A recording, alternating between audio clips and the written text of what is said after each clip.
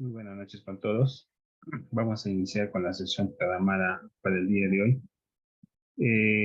que es un complemento de las sesiones desarrolladas anteriormente, en el sentido que vamos a, digamos, reforzar un poquito los aspectos relacionados a lo que es el problema de investigación, los objetivos, debido a que ahora que ya hemos identificado nuestros objetivos operacionales, vamos a retrotraerlo para poder considerar los objetivos, o perdón, los problemas operacionales, ¿no? Y obviamente también el problema específico de investigación.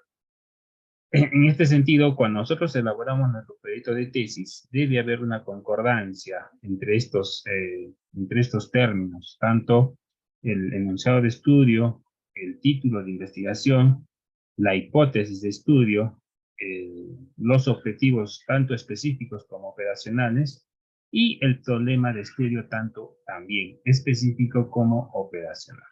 Aunque en la metodología que se usa tradicionalmente, las guías manuales, inclusive en los protocolos en los que yo debo presentar mi proyecto de investigación, se sigue utilizando el término de objetivo general y objetivos específicos, o objetivo principal y objetivos secundarios, ¿no? Pero nosotros debemos entender que el término no es importante en realidad si es que no entiendo el concepto. Tengan en cuenta que el objeto de un trabajo de investigación es la especificidad de estudio. Y al ser especificidad de estudio es lo que el investigador plantea para su trabajo.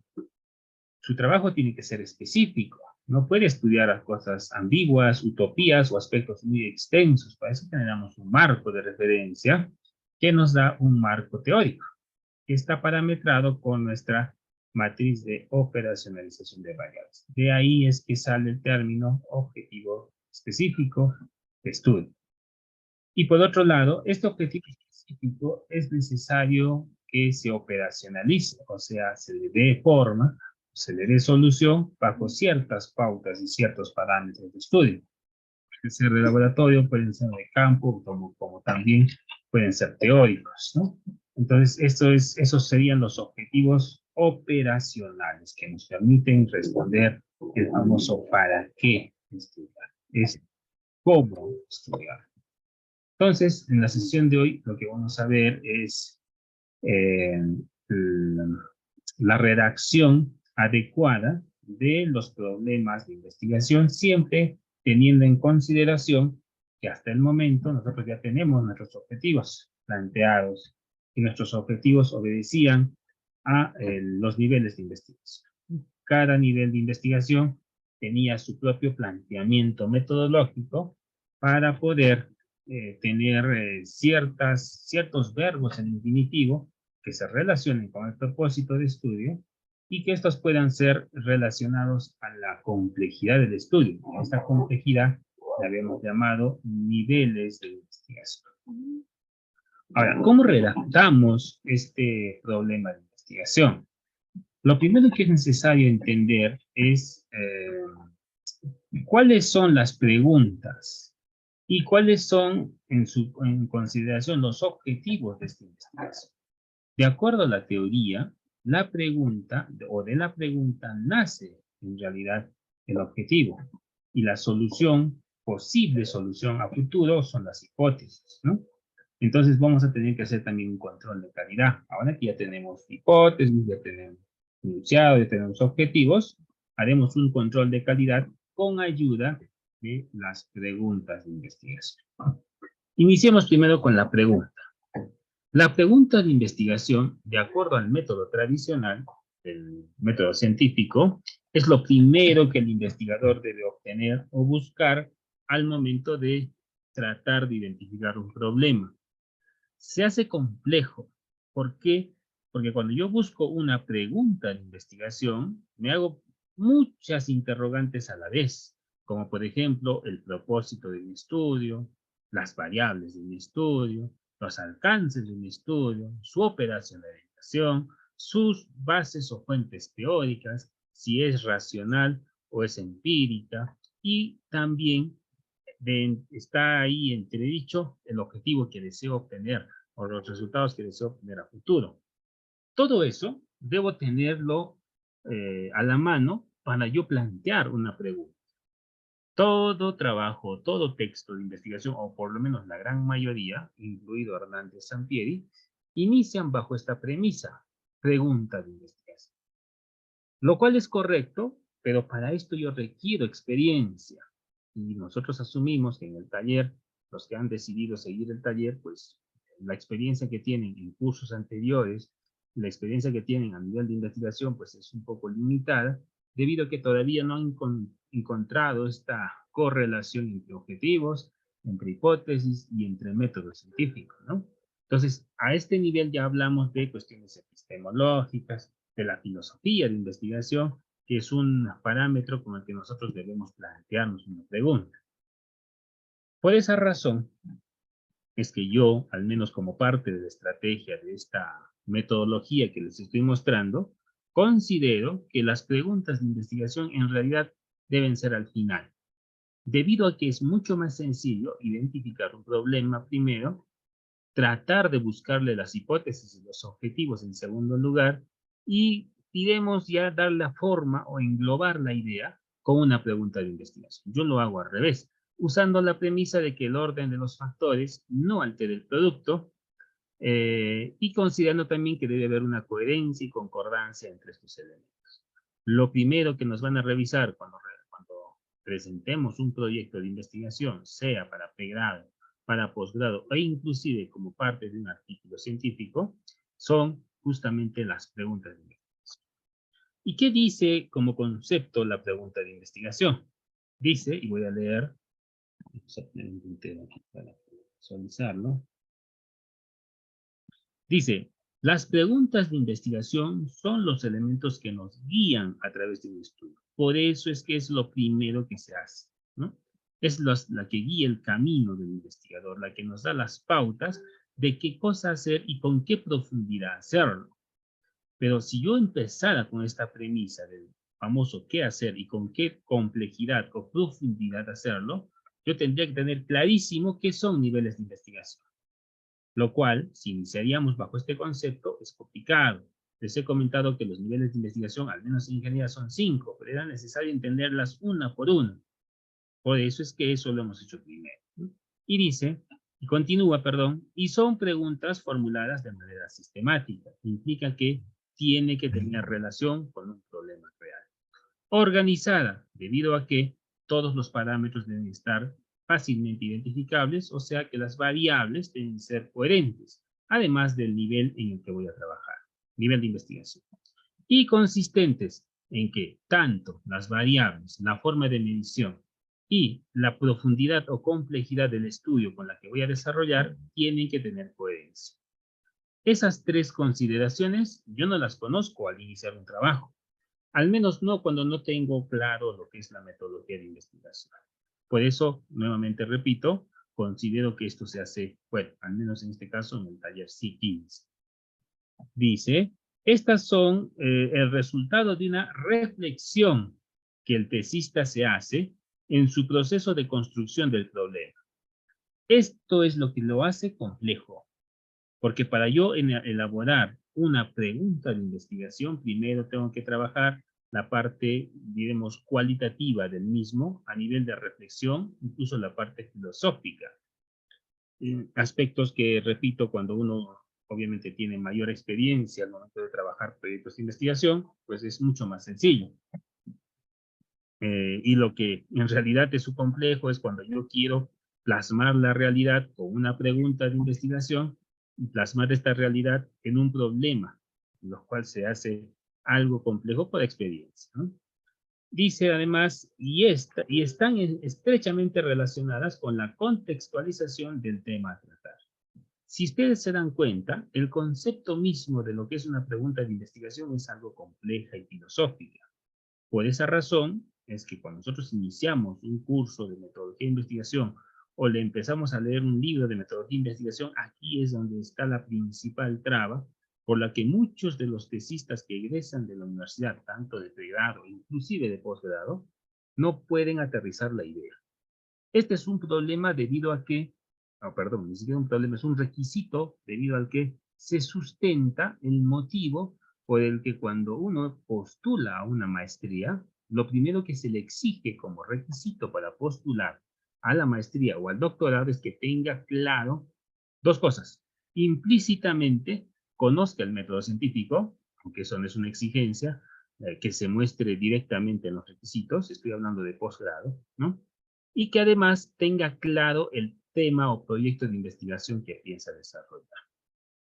Para que uno tenga clarísimo el tema que quiere desarrollar, obviamente primero ha debido haber hecho sus preguntas y haber obtenido los objetivos y las hipótesis del mismo.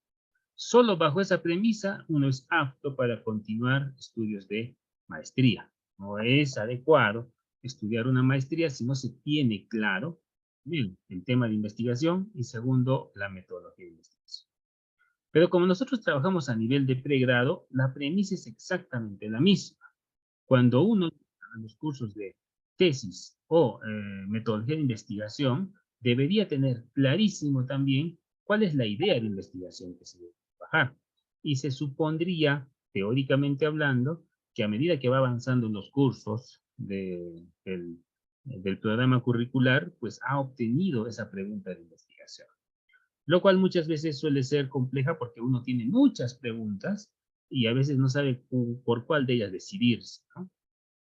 Un ejemplo de una pregunta de investigación sería, por ejemplo, siempre considerando desde una doble perspectiva, dice acá, se debe estudiar los resultados de estas pruebas que lleven a educadores e instituciones educativas a estudiar la educación y su evaluación con una nueva óptica en donde surgen algunas interrogantes. Está hablando a nivel educativo. ¿Qué rol juega la evaluación de educación? ¿Y qué y cómo se determina la calidad de la enseñanza? ¿Cómo enfrentar el proceso educativo? ¿Cómo lograr estudiantes competentes? Vean, son varias preguntas que deberían de ser concordantes unas con otras y posteriormente aterrizar en una sola, en la famosa pregunta específica, porque acá son muchas preguntas que van variando en su intensidad. Depende mucho del tema, ¿sí? Del tema que yo trabaje. Depende mucho de la intención que yo tenga. Puedo hacerme muchas preguntas. Cada una puede conllevar una sola o dos variables, pero yo necesito una pregunta específica. Vámonos con el caso de los objetivos. Según la teoría indica que tanto el objetivo general, o en nuestro caso específico, como específico, o en nuestro caso operacional, te llevan a descubrir las características de un problema. Si yo inicialmente he visto cuáles son las complicaciones de organización, de sistematización y de consistencia, el objetivo lo que hace es descubrir dichas características y explicar posibles soluciones, posibles relaciones, porque esto está hablando solamente a nivel relacional, entre las variables. Acuérdense que las variables no solamente se relacionan, las variables también pueden describirse y también pueden obtenerse causa y efecto y proyectarse.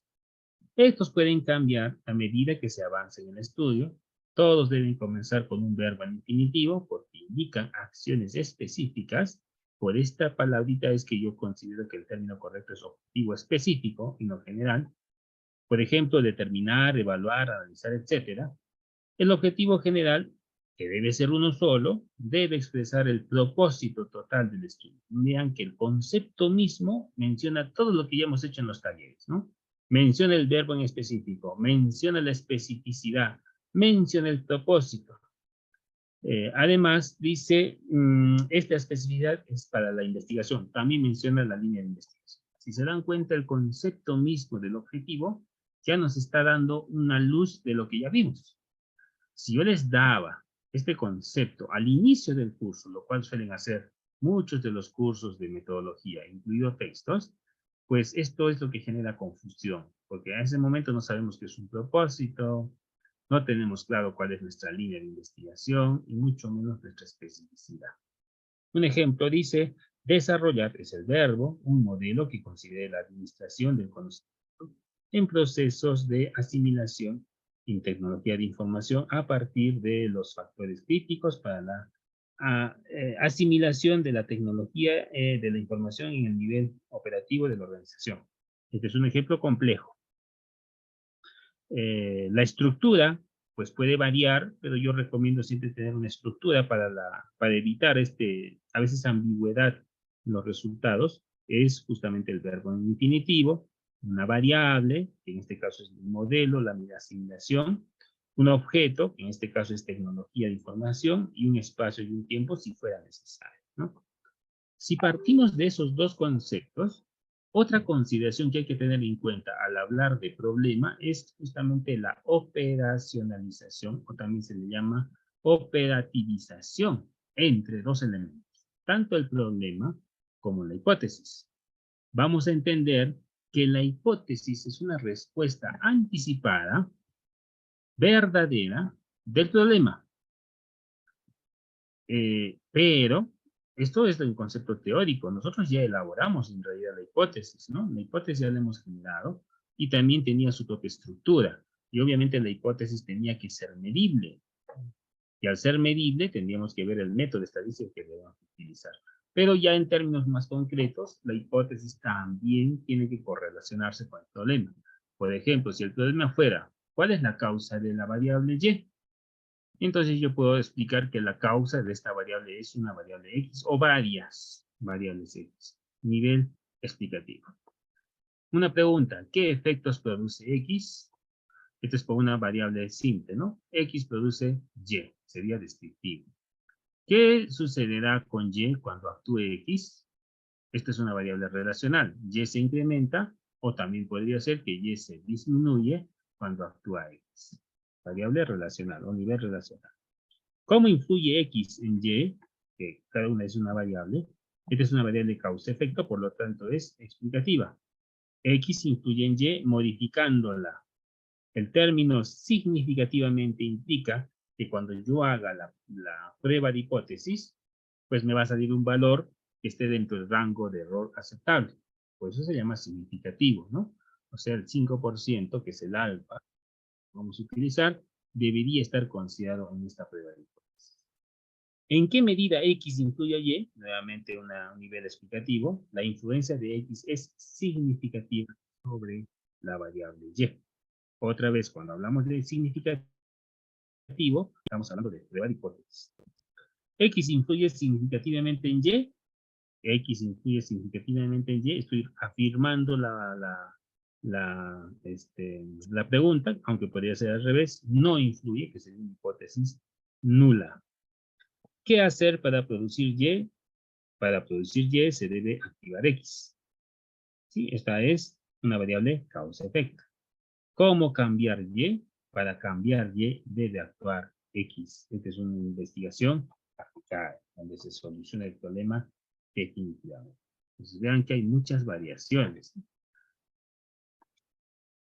Aquí tengo algunos ejemplos de problemas que se pueden generar en base al planteamiento de investigaciones de nivel exploratorio, descriptivo y relacional o correlacional. Por ejemplo, ¿qué es X? En este caso, el problema requiere de una hipótesis. O, ¿cómo se viene dando X? ¿Cuáles son las características de X? ¿Desde cuándo se da X? ¿Cómo ha venido dándose X? ¿Qué relación existe entre las variables X, Y y Z? ¿Existe alguna relación directa que sea significativa entre estas variables X, Y y Z? ¿Cuál es la relación que se da entre estas variables? ¿Cuáles son las causas de la variable? Las causas que la variable generan algo, ¿qué factores han generado las mismas? Y por qué se produce el fenómeno de la variable dependiente e independiente. Aquí podemos notar las interrogantes que siempre vamos a colocar: el qué, el cómo, el cuál, el desde, el cómo, ¿sí? En el caso de los niveles explicativos, que son básicamente experimentales, porque estamos viendo causas y efectos, la demostración de causas y efectos, podríamos usar estos interrogantes, por ejemplo. ¿Qué efectos produce X en Y? Mi hipótesis tendrá que decir que X produce efectos significativos en Y. Acuérdense que mi hipótesis tiene que ser una proposición, que tiene que ser calificada como verdadera o falsa, ¿no? ¿De qué manera influye X en Y? La hipótesis tendría que ser que X influye significativamente en Y. ¿Cómo influye X en Y? X influye significativamente en Y. ¿En qué medida favorece X a Y? X favorece significativamente en Y. ¿En qué grado favorece X a Y? X favorece significativamente. ¿Y cuáles son los resultados? X genera resultados. O sea, en el nivel explicativo, causa-efecto, siempre vamos a usar el término significativo para indicar que el valor estadístico que vamos a obtener pues está por encima del valor del error medio, o sea, el 5%, muy cercano al 100%, o sea, más del 95%. Por eso se usa significativo. Podría yo incluso tener en cuenta, porque lo que vimos en la hipótesis, un porcentaje diferente, ¿no? Aunque la teoría dice 5%, porque es el error que estoy dispuesto a aceptar, yo podría bajarlo al 10%, al 15%, dependiendo del estudio, o subirlo al 2%, al 1%, muy raro que sea cero, porque implica que hay cero errores. Otros en el nivel explicativo del mismo modo, a nivel de efectos, a nivel de influencia, a nivel de en qué medida favorece una a otra, en qué grado favorece una a otra, siempre se va a utilizar el término significativo para mencionar que una variable influye en otra. Un consejo para poder elaborar el problema. Si deseamos formular en forma sencilla la pregunta, el objetivo principal, y que éstas tengan relación, necesariamente, dice, tenemos que tener previamente el enunciado de estudio, que obviamente quiere ver el título de estudio, porque éstas se desprenden del mismo. Con este concepto es que con el que hemos trabajado nuestros talleres iniciales. Primero hemos hecho el enunciado, hemos relacionado el enunciado con un título. Una vez que hemos tenido el título, hemos generado nuestras hipótesis y hemos visto qué tipos de hipótesis son, cómo se puede plantear, si son estimaciones puntuales o son estimaciones donde yo calculo una probabilidad de ocurrencia. De ahí hemos trabajado los objetivos. Igual, los objetivos tenían que tener en cuenta el nivel de investigación y obviamente ahora recién vemos que para nosotros hacer la pregunta de investigación es necesario todo eso. Pero cuando nosotros empezamos con la investigación, estas consideraciones son implícitas, o sea, yo ya las debería de conocer. ¿Cuáles son las preguntas entonces de investigación que podríamos utilizar por nivel de investigación?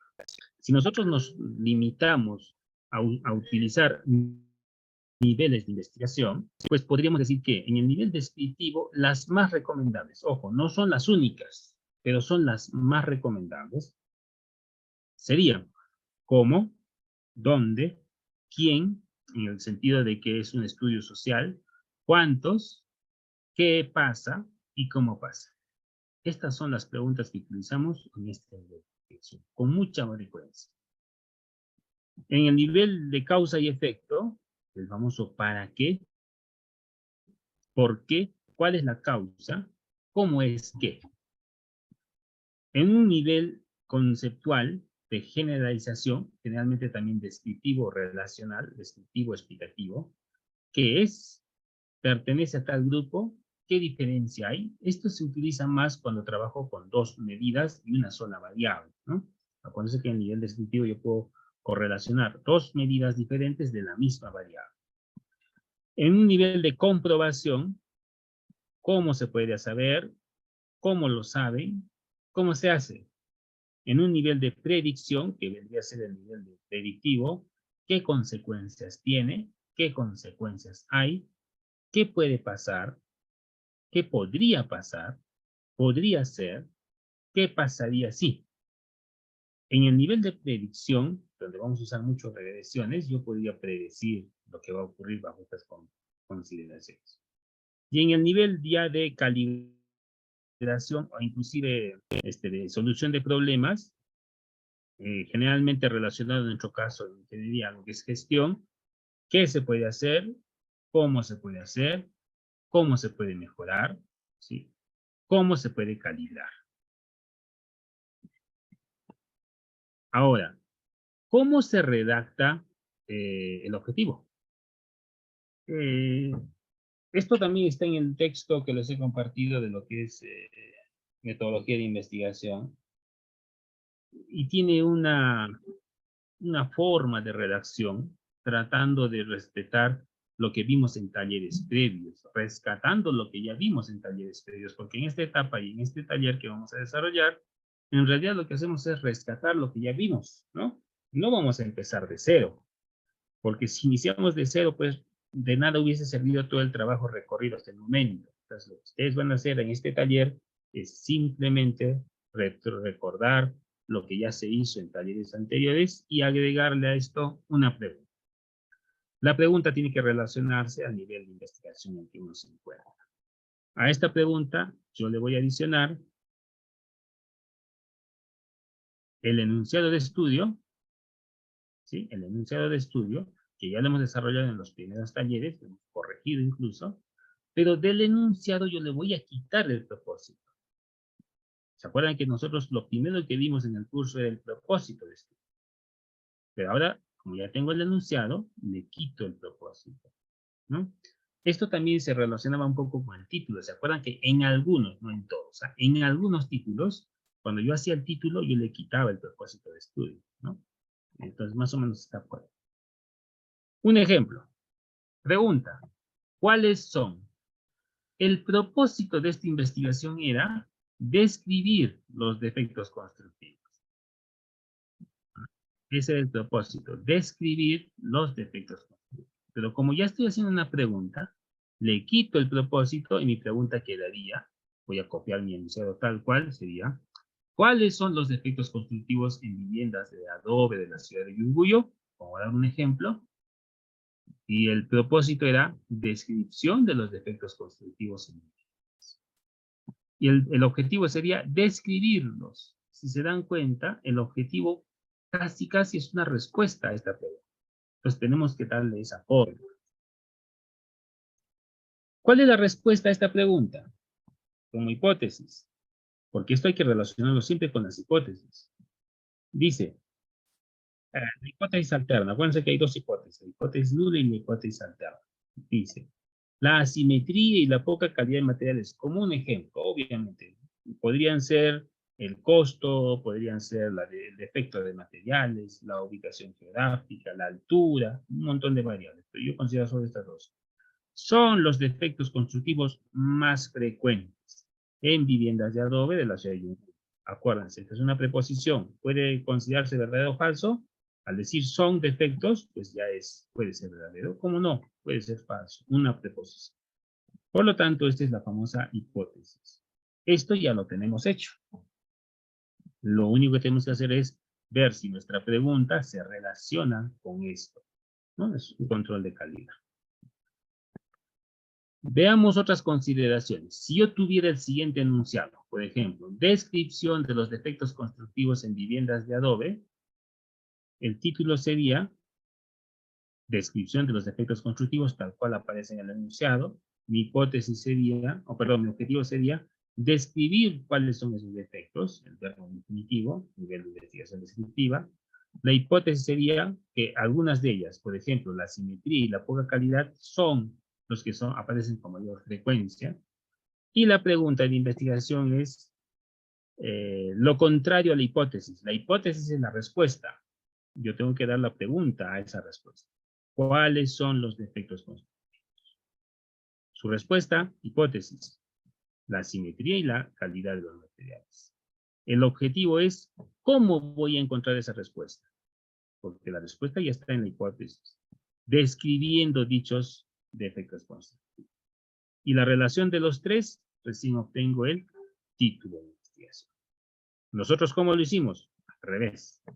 ¿Qué dice el método científico? Dice, primero hacer, voy a anotarlo acá, el método científico recomienda, primero, la pregunta. Una vez que he obtenido la pregunta, tengo que tener en cuenta cómo lo voy a hacer, el objetivo. Una vez que he obtenido el objetivo, voy a definir mi alcance de investigación. Tercero, el título. Y por último, voy a dar una respuesta tentativa futura. Cuarto, la hipótesis. Eso es lo que me dice el método científico, ¿no? Pero a veces es un poco complejo, pero si ustedes lo pueden hacer de esa manera, también es válido. Pero lo que yo considero correcto es que primero se hace el título, posteriormente al título se plantea las hipótesis, que vienen a ser una respuesta previa, final del título. De ahí, en base a las hipótesis, planteamos los objetivos. Y lo último que vamos a hacer es correlacionar, relacionar, alinear nuestra pregunta. Por eso es que no solo trabajarlo al revés, ¿no? Haciendo que sea coherente, obviamente, los 4 elementos. Veamos otro ejemplo. Pregunta más enunciado menos propósito. Podría ser, por ejemplo, un enunciado. Influencia de cemento asfáltico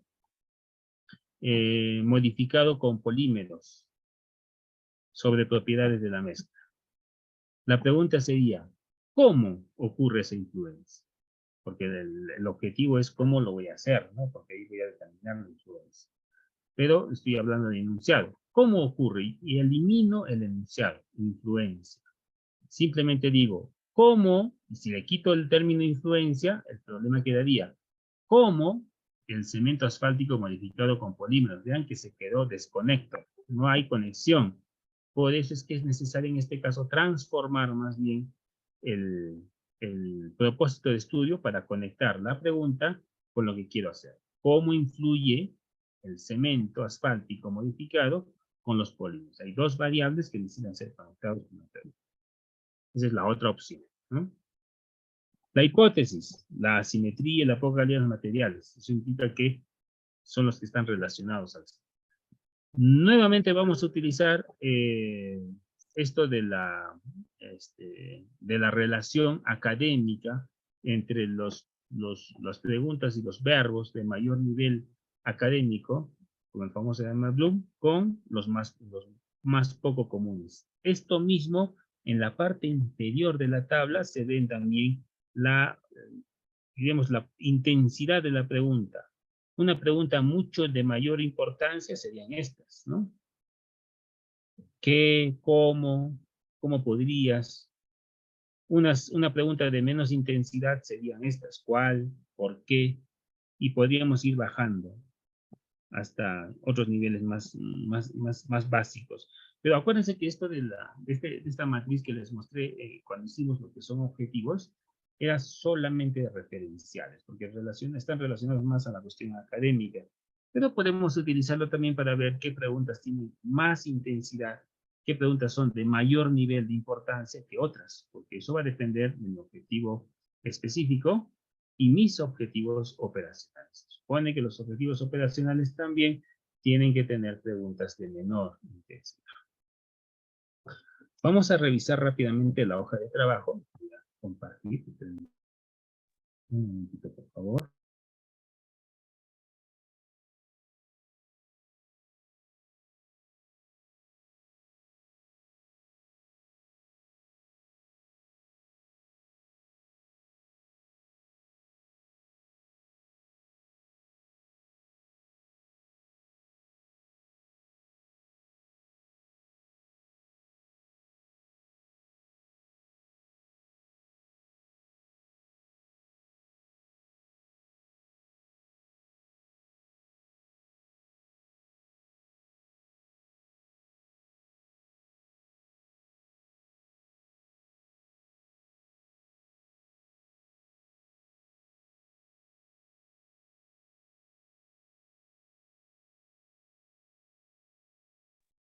¿De qué trata mi hoja de trabajo en este taller?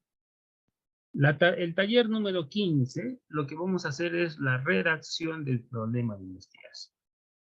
Necesitamos primero el título, que se desprende del enunciado, y necesitamos en segundo lugar la hipótesis de estudio. Acuérdense que nosotros ya tenemos ambas, ¿no? La hipótesis de estudio ya ha pasado por varios filtros, por 2, hasta incluso 3 talleres para su elaboración. Ahora lo voy a usar, simplemente voy a ir a esos formatos, voy a copiar nuestros valores y voy a empezar a relacionar. ¿Cuáles son las consideraciones? Voy a agarrar el título, ¿sí? Al título le voy a eliminar el enunciado de estudio, perdón, el propósito de estudio, me voy a quedar con el resto, y a esta pregunta, perdón, a este contenido sin el enunciado, le voy a transformar en una pregunta utilizando uno de estos elementos. Siempre que la hipótesis tenga relación como respuesta a esa pregunta, y eso es importante. Por ejemplo, yo voy a tener de esta manera, ¿no? Mi título va a decir propósito de estudio, que se supone es una sola palabra. Eso ya lo hemos visto. A esto le voy a sumar las variables. A esto le voy a sumar el objeto. Y, si fuera necesario, el espacio y el tiempo. Eso ya lo hemos definido. Bajo estas premisas, yo tengo que tener mi hipótesis. ¿Qué hice en mi hipótesis? Mi hipótesis solamente tiene 3 posibilidades, ¿no? Tiene las posibilidades primero. A es diferente a B. A es mayor a B. O A es menor a B. Esto depende si mi hipótesis es a una cola o a 2 colas. Esto redactado, nota, redactado como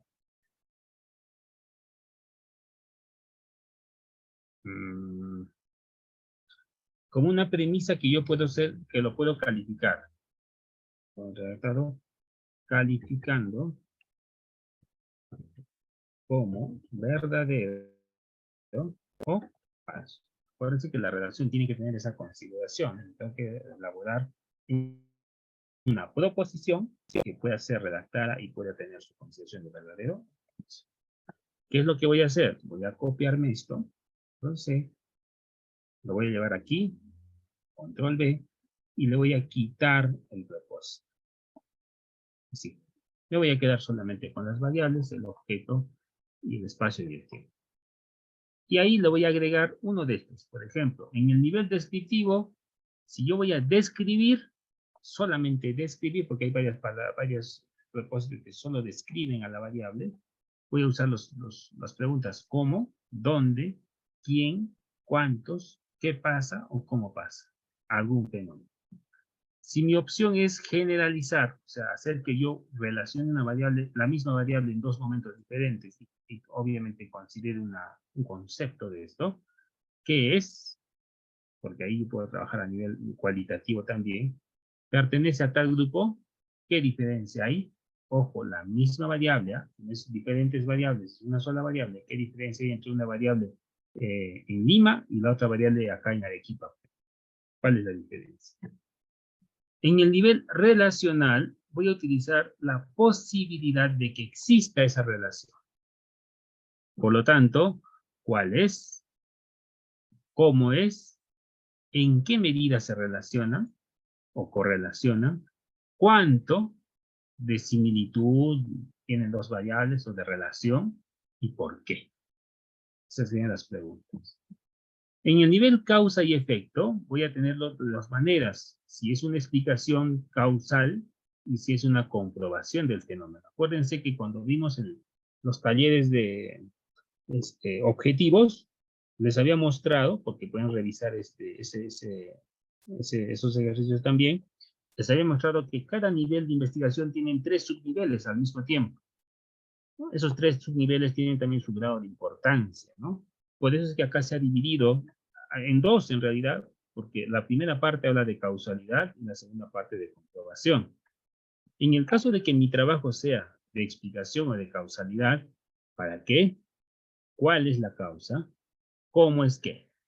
En el caso de que mi trabajo sea de comprobación, ¿cómo se puede saber?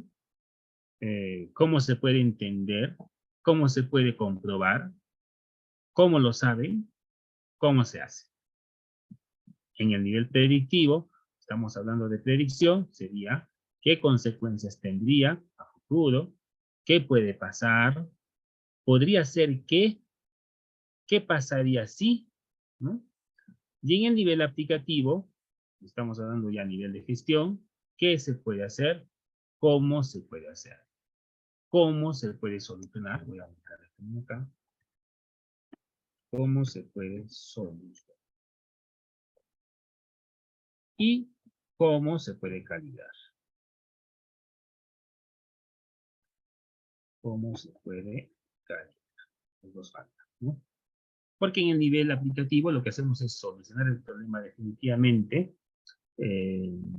Podríamos incluso aplicar. ¿Cómo se puede aplicar? Sería otra opción, ¿no? Aunque no es muy común, pero lo he visto en algunas veces. ¿Cómo se puede aplicar? Recién en este nivel aplicamos. Cuando yo quiero aplicar un método, por ejemplo, quiero hacer un método de optimización de gestión de proyectos, primero tengo que haber demostrado que el método funciona. He debido demostrar en cuánto tiempo y bajo qué probabilidad de ocurrencia, nivel predictivo. ¿Cuáles son las causas y los defectos por los cuales no funciona el método tradicional, explicativo? Y si existe relación entre la optimización de procesos o servicios con lo que es el método tradicional, o las variables de obra. Si yo demostré todo eso, recién puedo aplicar algo. Entonces, ahora todavía tenemos que la investigación en la famosa filosofía Lean, la famosa filosofía de la que lo propuso Toyota, que solamente se aplica a empresas, estamos por ahí empezando a hacer algunos estudios para ver si en obras se puede todavía utilizar, se puede optimizar de alguna manera. No se puede aplicar porque aún no se ha demostrado. Todavía estamos en etapa de demostración. Eso está recién en este nivel, ese estudio, ese tipo de estudios, ¿no? Una vez que tengamos definido, obviamente, el nivel en el que estoy y los subniveles, porque estos son algunos, por ejemplo, en el descriptivo hay dos, son tres, pero yo tengo dos subniveles, porque hay que buscar eso. Buscan esa pregunta y ponen aquí, ¿no? Como ejemplo, yo voy a poner cómo la variable A influye en la variable B, la resistencia concreta, puede ser el objeto, ¿no? Esto que está acá es mi problema de investigación. La respuesta tengo que redactar. Redactar la respuesta. En realidad, no voy a redactarlo. Lo que voy a hacer es copiar la hipótesis. ¿Ya? No voy a redactarlo. Ahí dice respuesta. Lo que voy a hacer es simplemente agarrar esto de acá, voy a poner control C y le voy a poner control V. Nada más, no voy a cambiarle nada. Y voy a irme a esta consideración. Primero, esta pregunta podría ser relacionada con esta respuesta. Esta respuesta es lógica a la pregunta que acabo de generar.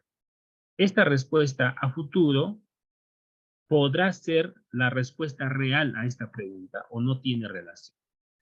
Si es que eso dice sí, o sea, si es que yo lo leo y entiendo que existe esa relación y que la respuesta en realidad soluciona la pregunta, entonces ahí termina mi ejercicio y continuamos con el siguiente taller. Nada más que eso. Vean que este taller es muy simple. Y si mi respuesta es no, tengo dos alternativas. Primera alternativa, puedo mejorar mi hipótesis para que la respuesta sea así, obligarme a mejorar la hipótesis. Y si mejoro la hipótesis, tengo que regresar al taller de hipótesis y volver a hacer las correcciones, porque eso tiene su propia sintaxis, ¿no? O lo otro es, lo cual no recomiendo, mejorar el problema de investigación, en este caso, la pregunta. Acá dice problema, eso voy a corregir, por favor, eso no es problema, es pregunta. El formato está mal. Pregunta, no es problema. La otra es retroceder, quitarle la pregunta que acabo de colocar, puedo buscarle otra o corregir todo mi enunciado. Eso sería un caso extremo, lo cual no va a ocurrir. Les aseguro que no va a ocurrir. Este formato está hecho para que, los formatos que les he preparado están hechos para que esto no ocurra. Pero si por ahí esto no tiene coherencia, la única opción que ustedes tendrían es regresar al taller número 1 y volver a generar un enunciado que corrobore a esa hipótesis. Tiene que haber coherencia. No va a pasar. Es muy raro. Son estudios que, pues, ustedes han empezado a trabajar al azar y por ahí me han puesto cualquier dato, lo han llenado nomás, así como para cumplir. Y cuando llegamos a este taller nos damos cuenta que no hay coherencia en esos casos. Pero si han seguido el protocolo con el que hemos hecho el curso, les aseguro que esto nunca va a retroceder. podrían de alguna manera corregir la hipótesis, quizás darle una forma que tenga relación con la pregunta, o por ahí mejorar esta pregunta y simplemente cambiarla por otra. El ejercicio va a ser básicamente eso, en la mayoría de los casos. Y una vez que han llegado a esto, pues obviamente acá bien claro dice corregir la hipótesis, que sería lo primero que hay que hacer, o en el segundo caso sería corregir todo el enunciado, ¿no? No habría relación ni con el enunciado ni con la hipótesis de estudio. Muy bien, con eso termina en realidad la lección 15, vean que no es complicado, solo es, prácticamente es copiar y pegar y escoger una de estas, nada más que eso, y ver si existe coherencia. Aquí mismo ya se van a dar cuenta que hay coherencia, ni bien copien esto ya se van a dar que hay coherencia. Continuemos por favor con el taller, porque hoy vamos a trabajar dos cosas, no solamente es esto. ¿Dónde está?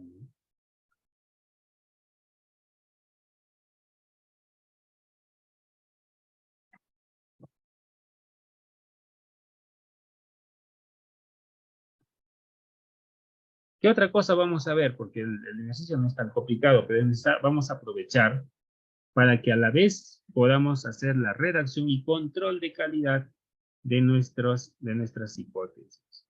Así que en este mismo taller hay dos ejercicios, en esta sesión hay dos talleres, el 15 y el 16, dos ejercicios, y la segunda trata sobre la redacción de los problemas de segundo orden, los problemas operacionales o también conocidos como problemas secundarios. Tal como hemos hecho el problema principal, es necesario recordar algo más, complementando al problema de estudio, ¿no? Primero, hay que definir preguntas, o sea, significa que son varias, más de una, de investigación que probablemente van a ser en realidad lo que cimente nuestro trabajo de investigación. Por eso dice, es el paso más importante, porque acuérdense, bajo el método científico esto es lo primero que debemos hacer. Pero ahora que ya tenemos todo, lo que nosotros vamos a hacer simplemente es darle coherencia a nuestra idea original. Por lo tanto, en este caso cuando dice debe darse en un trabajo de investigación, esto que está acá, ya lo hemos hecho entre los talleres 1 y 14. En 14 talleres hemos hecho esto, estos ejercicios. O sea, dar coherencia y dar el trabajo de investigación. Cuando nosotros empezamos en un proyecto nuevo, bajo el concepto que menciona la mayor parte de textos, incluido Hernández Sampieri, toda esa idea deberíamos de tener a la mano. ¿Cómo generamos esa idea? Pues con bibliografía. No hay otra forma. Yo debería, antes de iniciar un trabajo de investigación, tener claro cuáles son las consideraciones teóricas, metodológicas de mi proyecto. Solo así puedo generar mis preguntas. Y es lo primero que debo hacer bajo el método científico tradicional. Entonces, repito nuevamente, esa es una de las razones por las que yo considero que esto se hace después. Para simplemente que ahora que ya trabajé toda la parte metodológica, ya hice un esfuerzo en trabajar una coherencia entre objetivo, hipótesis y título, ahora recién ya puedo tener claro la idea que voy a desarrollar. Por eso les decía que el taller anterior, taller 15, muy raro, sería muy raro que alguien retroceda hasta el taller 1, porque ya debería de tener clara su intención. Todo investigador debe realizarse las preguntas que considere necesarias para poder entender un fenómeno. Pero no podemos abusar, ya que mediante estas preguntas nosotros vamos a generar diferentes posibles caminos de solución. Por eso es que cuando nosotros iniciamos un trabajo de investigación, generamos inicialmente las preguntas que se relacionan con cómo lo voy a hacer con los objetivos, cosa que a estas alturas ya la tenemos definido. ¿Y cuáles son estas relaciones entre preguntas y objetivos? Pues veámoslo una por una. Primera consideración, cuando yo voy a explorar algo, nivel exploratorio, las posibles preguntas, porque pueden darse muchas, yo recomiendo estas nada más, es quiero saber algo, quiero conocer este fenómeno, quiero entender el fenómeno o qué hay detrás del fenómeno. Porque acuérdense que en el nivel exploratorio lo que nosotros hacemos es ver por primera vez el fenómeno. Es algo que ocurre en un solo lugar, en un solo tiempo y es muy raro en realidad. Por eso es que ahí nacen las variables. En el nivel descriptivo, que sería el primer nivel en el caso de ingenierías, o el segundo nivel en el método, que es cuando nosotros hemos iniciado, vamos a describir una de las variables anteriores. ¿Y cuáles eran? Pues obviamente en el nivel exploratorio yo estoy entendiendo por qué ocurre el fenómeno. Ahora voy a poner cómo es esta variable. ¿Cómo cambia esta variable en función del espacio? Porque voy a medir la misma variable en un momento y en otro momento, en un lugar y en otro lugar voy a ver en qué porcentaje se parece. ¿Cuántos casos existen de esta variable? Acuérdense que nosotros trabajamos en el nivel descriptivo con frecuencias, ¿no? Y al trabajar con frecuencias, pues es un número de casos, un número de elementos que se repite. Por lo tanto, cuando hablamos del nivel descriptivo, nuestra intención de investigación es básicamente entender el fenómeno puntualmente. Cuando vamos a trabajar el análisis, porque podemos hacer un análisis, las preguntas más coherentes serían, ¿cómo se puede interpretar dicho análisis, generalmente laboratorio? ¿En qué medida se puede corresponder una con otra? Por lo tanto, analizar también estaría dentro de los niveles de relación. Cuando lo que yo voy a hacer es comparar entre un grupo y otro, sigue siendo a nivel relacional, yo podría preguntarme qué diferencia o qué semejanza hay entre estos dos grupos, porque no voy a comparar dos variables solas, independientes, aunque existen métodos para hacerlo, ¿no? Yo trato de siempre comparar fenómenos que se repitan. Cuando el fenómeno es único, yo primero lo voy a describir, hasta identificar muchos más fenómenos que se relacionan. Cuando ya tengo la cantidad suficiente de fenómenos que se relacionan, recién comparo. En el nivel causa y efecto podría ser ¿por qué ocurre? Acuérdense que es causa. ¿Cuáles son dichas causas? Y ahí coloco todas las variables que expliquen dichas causas. Ahora, hablando un poco más arriba, en el nivel predictivo, ¿cómo se presentan? ¿Cómo se relacionan? ¿O qué efectos tendrían estos fenómenos en el futuro?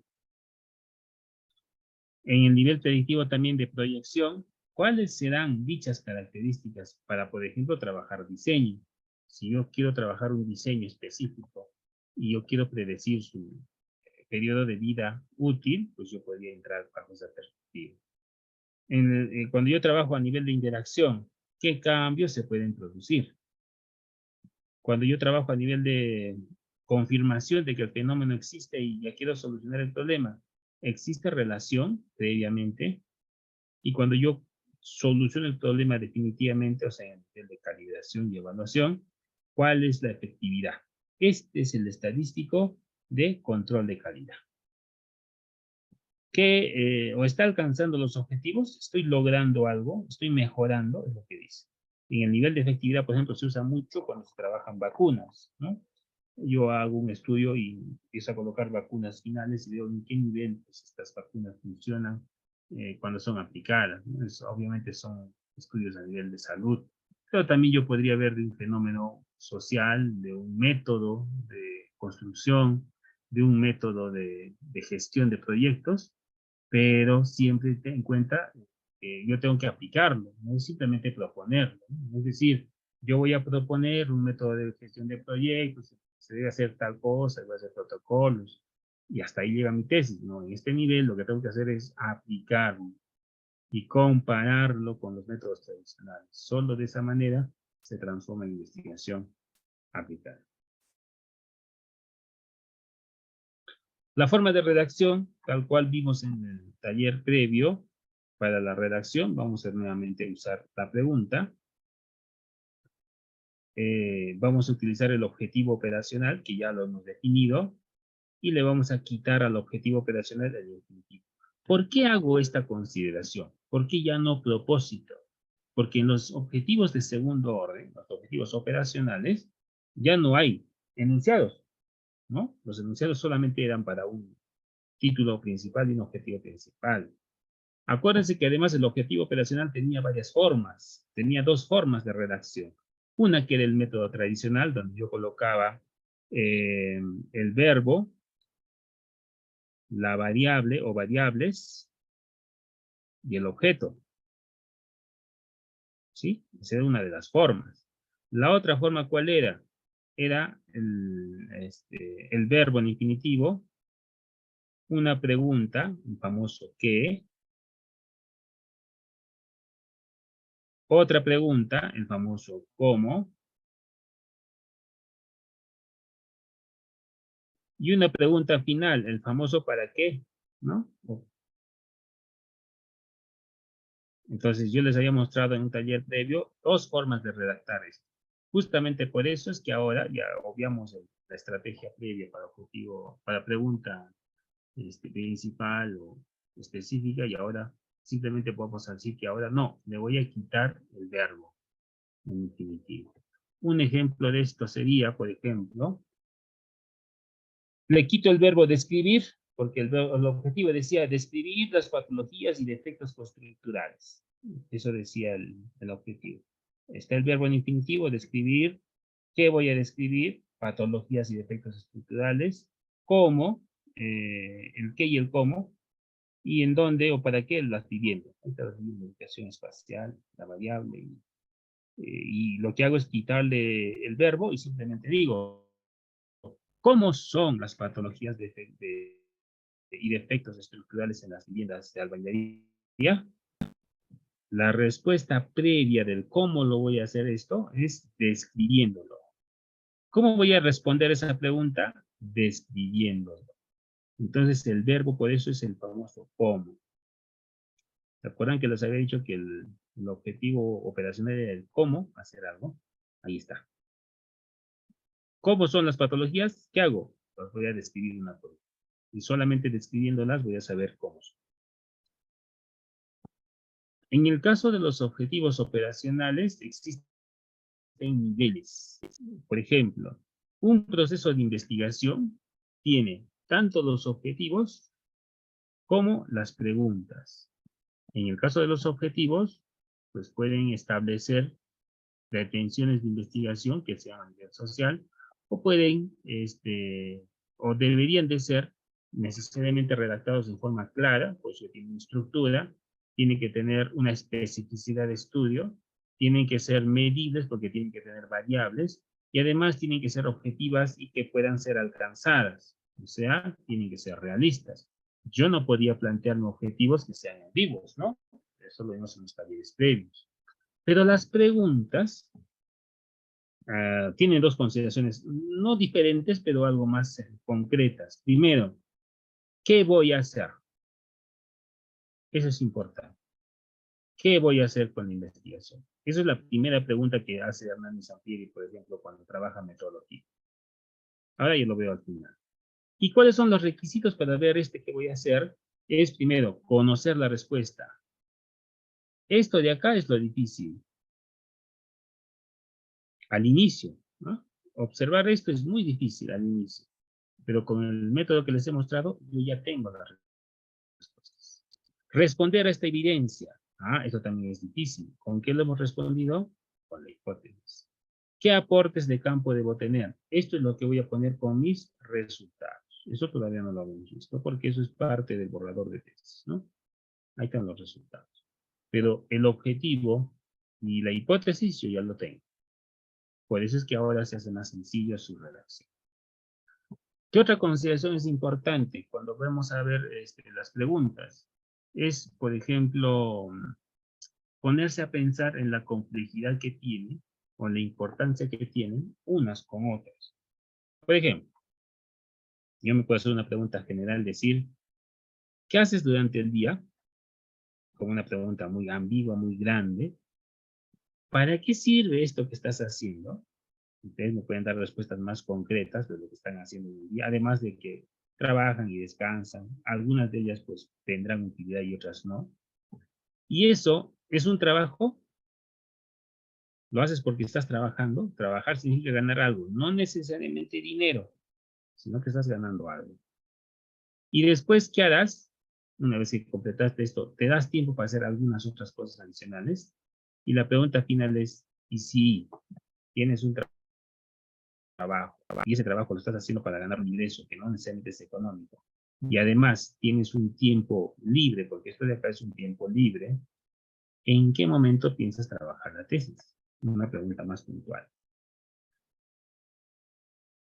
Tratamos siempre de que esto se haga después de los talleres. Yo siempre espero que de alguna manera ustedes, al momento de desarrollar el taller conmigo, terminar el taller, se den unos 15, 20 minutos para completar el ejercicio y enviarlo inmediatamente, ¿no? O al día siguiente, que en la hora en la que les tocaba el taller, es un horario, digamos, de noche, tratar de avanzar esos 20, 30 minutos para completar el taller. Por eso es que yo todos los trabajos les he dejado siempre de un día hacia otro, un día de plazo, para que se practique esta metodología. Y por último, vamos a ver esto.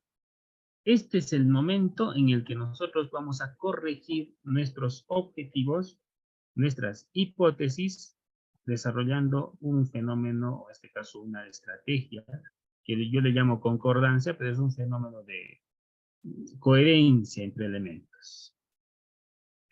Así como cuando hemos visto la pregunta de investigación principal, ahora necesitamos corregir nuestros objetivos operacionales y correlacionarlos con nuestras hipótesis. Tengan en cuenta, y esto es importante antes de iniciar, que no todos los objetivos llevan hipótesis.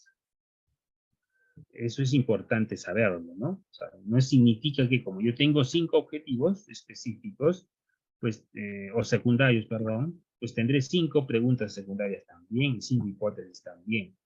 No, las hipótesis son muy variables, pueden variar porque son proposiciones.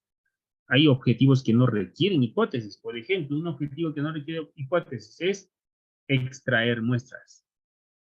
Yo podría poner como parte de mi objetivo, acuérdense que el objetivo es un itinerario de lo que quiero hacer. Yo podría poner dentro de ese itinerario extraer muestras de campo. Y como voy a poner extraer muestras de campo, pues, ¿cuál sería la hipótesis? Acuérdense que la hipótesis es una respuesta a futuro. Diría, sí puedo extraer. No es coherente, ¿no? Porque ahí no estoy trabajando ninguna variable. Sí, la pregunta lógica sería, ¿y si puedes extraer, para qué investigas? Pero tengan en cuenta que en este nivel, bueno, en este caso los objetivos operacionales, ya no me haría esa pregunta, simplemente desecho la hipótesis de ese objetivo. Cada vez que yo tengo un objetivo de obtener muestras, calcular algo, relacionar podría tener hipótesis, pero por ahí determinar algún coeficiente, aplicar alguna teoría, no hay hipótesis, porque las hipótesis no trabajan con ese tipo de variables, ¿no? Solo cuando tengamos 2 variables. Ahora veamos entonces si todas mis objetivos tendrían hipótesis, tanto la hipótesis nula y la hipótesis alterna, ¿cómo serían? ¿Qué es lo primero que tengo que tener? Lo primero que tengo que tener, por coherencia, es la pregunta. Una pregunta sería, ¿cuáles son los beneficios para la salud de comer una manzana al día? Es una recomendación muy sana que siempre se da. Lo primero que yo hago es, una vez ya he redactado todos mis objetivos, hacer este ejercicio. Leo mi pregunta. ¿Cuáles son los beneficios para hacer o para la salud personal, obviamente, de comer una manzana? ¿Cuál de estos elementos son los que me van a dar la respuesta? La que me va a dar la respuesta es la hipótesis. Por eso es que en el taller previo 15 hemos hecho esa coherencia con un sí y con un no, ¿no? Porque estamos aquí recordando un poco. La respuesta a esa pregunta sería el aumento del consumo de manzanas en personas de más de 60 años da como resultado una disminución en la frecuencia de las visitas al médico. ¿Qué estoy haciendo ahí? Una proposición que puede ser calificada como verdadero o falso, como respuesta a la pregunta de definición. ¿Existe coherencia? Pues en este caso sí, tiene que haber coherencia. ¿Cómo obtengo la hipótesis nula? negando la hipótesis alterna. O sea, el aumento de consumo de manzana en mayores de 60 años no tiene ningún efecto en la reducción de las frecuencias de adiestramiento. O sea, que sigue yendo las mismas veces al médico, incluso capaz con más frecuencia. Esa es una hipótesis nula. Niega a la hipótesis alterna. Esto sería el famoso H1. Y este sería el famoso H0. Ambos ya los hemos redactado. Solo estamos viendo coherencia. ¿Y cómo voy a obtener eso? ¿Cómo voy a obtener si es H1 o H0? Porque podría ser cualquiera de las dos, pero no ambas a la vez. Son excluyentes, ¿no? No es ambas a la vez. Es una de ellas.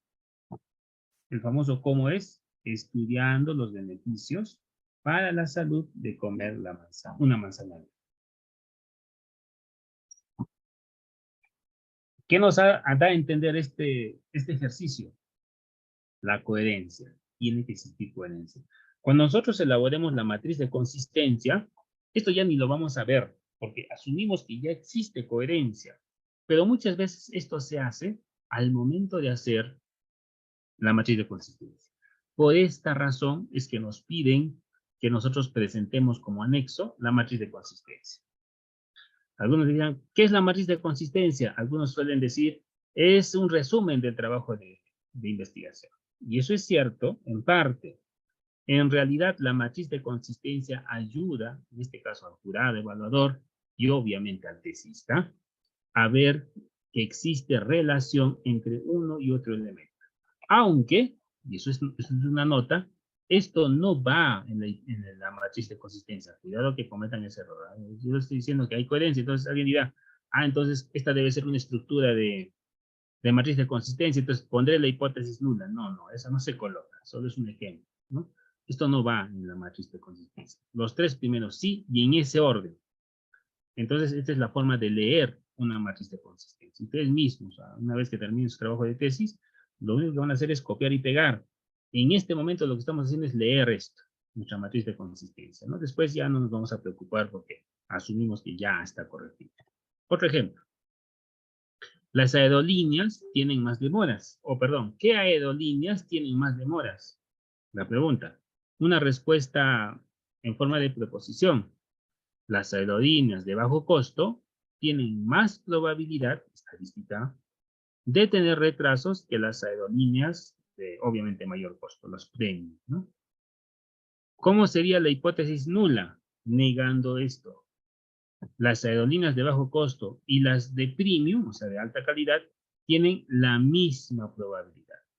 Estoy diciendo lo mismo a decir las aerolíneas de bajo costo no, aquí diría yo. No. La teoría me dice que yo le ponga no. No tienen más probabilidad de tener retrasos que las aerolíneas de premium. Al decir no, quiere decir que son iguales o son menores, ¿no? Puede darme dos alternativas, pero al desarrollar esto de una manera diferente, le estoy dando solo una de esas posibilidades. Si es que se les hace complicado, con un no es suficiente, como el caso anterior. Que dicen no, y ahí quedó. Lo mismo. Pero cuando uno ya tiene un poquito más de experiencia y quiere hacer una redacción un poquito más adecuada, a eso se le llama redacción científica, no es gramática, no es literatura, redacción científica, tratamos de expresar esta hipótesis con este no de una manera diferente, ¿no? Nada más que eso. ¿Cómo hago eso?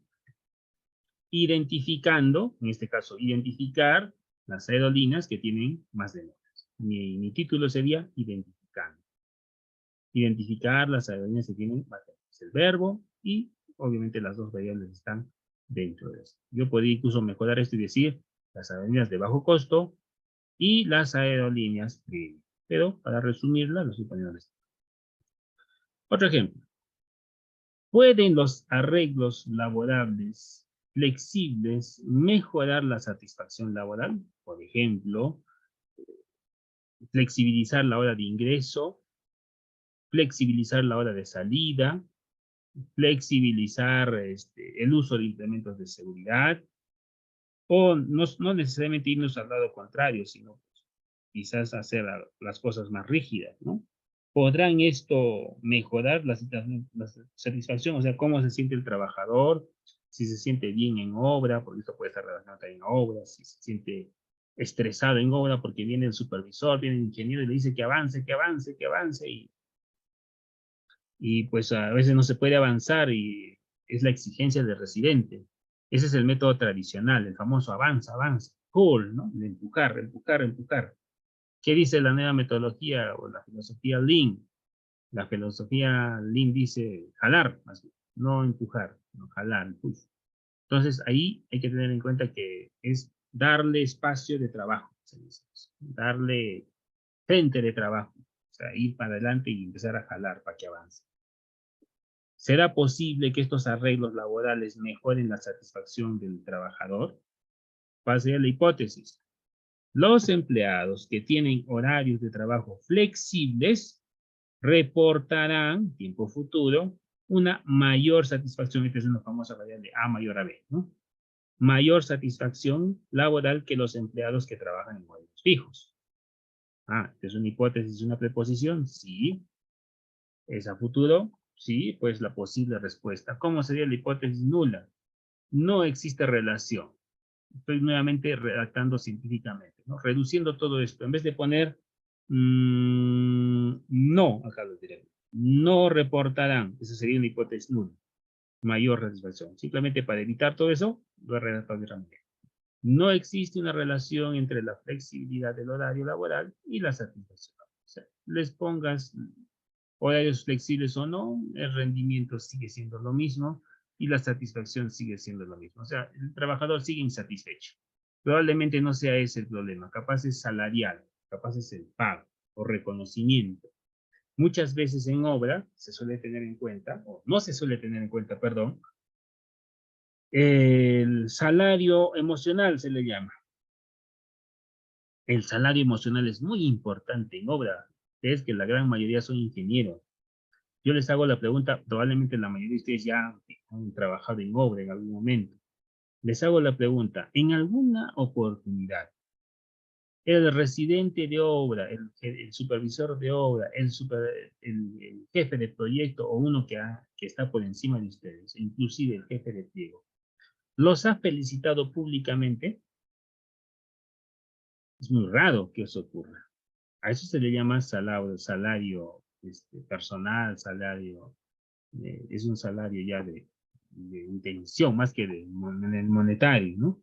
En alguna oportunidad, por ejemplo, ha venido, les ha felicitado por la labor realizada, los ha animado a seguir trabajando, o al revés, ustedes alguna oportunidad han ido donde un trabajador y lo han felicitado, o algo tan sencillo como cuando ustedes han llegado a obra, se han ido y se han dado la molestia de saludar, estrechándoles la mano y despedirse, estrechándoles la mano de los trabajadores uno por uno. Alguien diría, ingeniero, eso hace perder el tiempo. Pero eso es un salario que no me da muchas veces dinero, pero sí me da la posibilidad de satisfacción para que yo mejore rendimientos. Es muy importante, ¿no? Pero a veces tratamos de compensar eso con los famosos campeonatos entre obras, ¿no? Aniversario de la entidad o Día del Trabajo, y el Día del Trabajo a toditos hacen su equipo de fútbol y los hacen confraternizar, la típica confraternizar. Muy raros son los residentes que se unen al mismo equipo de trabajadores de obra y se transforman pues en el defensa, en el lateral, en el delantero. Muy raro. Siempre hacen que los obreros pues se enfrenten entre ellos y hacen otro equipo de los técnicos, y esto es muy común, ¿no? Hacen un equipo de los ingenieros, un equipo de asistentes, un equipo de contadores o asistentes administrativos y un equipo de obreros. Incluso los obreros se dividen. Peones su equipo, operarios su equipo. O sea, eso no es confraternizar. Confraternizar es hacer que todos se sientan con las mismas, con el mismo nivel de importancia que el resto. Muy raro a veces hacerlo en obra, pero si lo han hecho, mis felicitaciones desde ahora. Y si es que no lo han hecho, es el momento de hacerlo.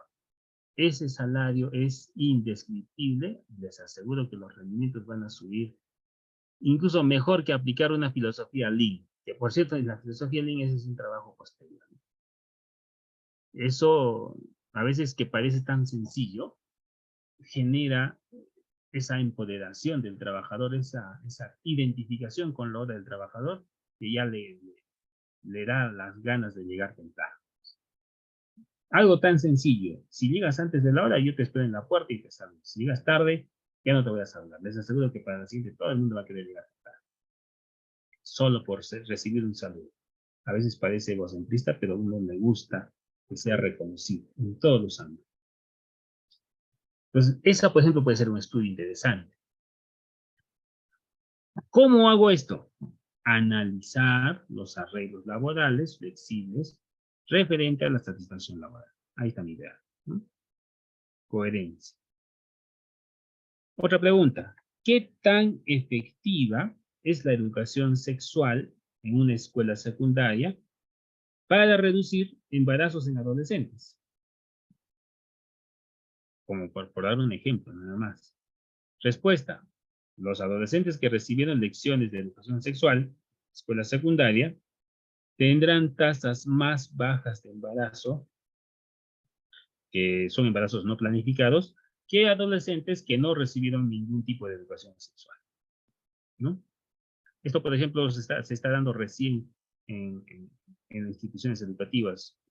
Antiguamente esto era un tabú, muy difícil que en aulas de educación básica regular, o sea, en colegio, se dé charlas de educación sexual. Muy difícil, muy raro. Incluso los maestros que se encargaban de esta lección, lo máximo que hacían es pasar un video y el maestro se iba y los dejaba a los estudiantes viendo.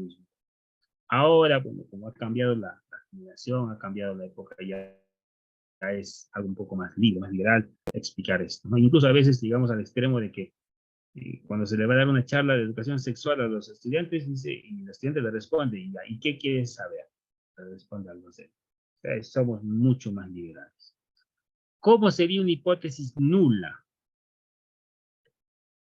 La educación sexual en la escuela secundaria no tiene ningún efecto en las tasas de embarazo. En otras palabras, no importa que le des charlas de educación sexual. Ojo, no es darle charlas, es educarlo, diferente, no es lo mismo.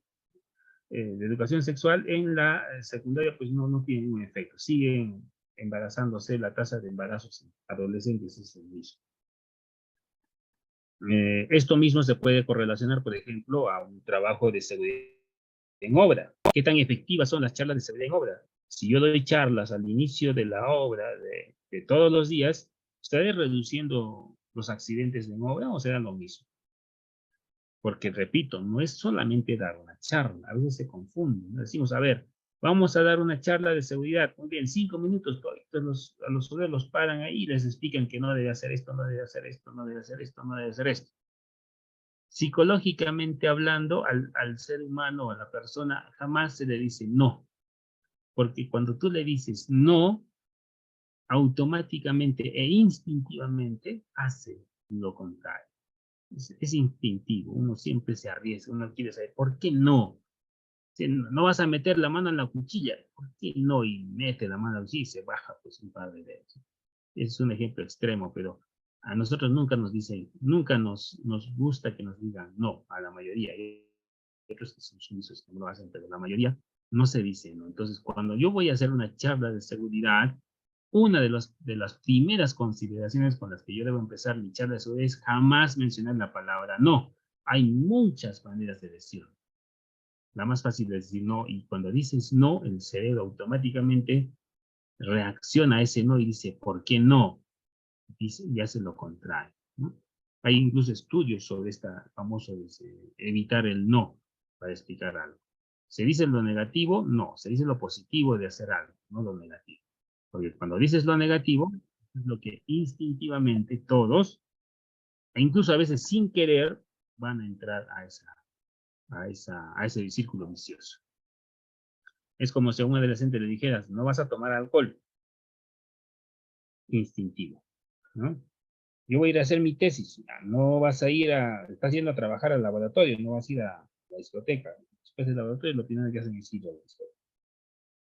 Es instintivo. Hay formas de controlar eso. Pregunta entonces como objetivo, ¿cómo hago eso?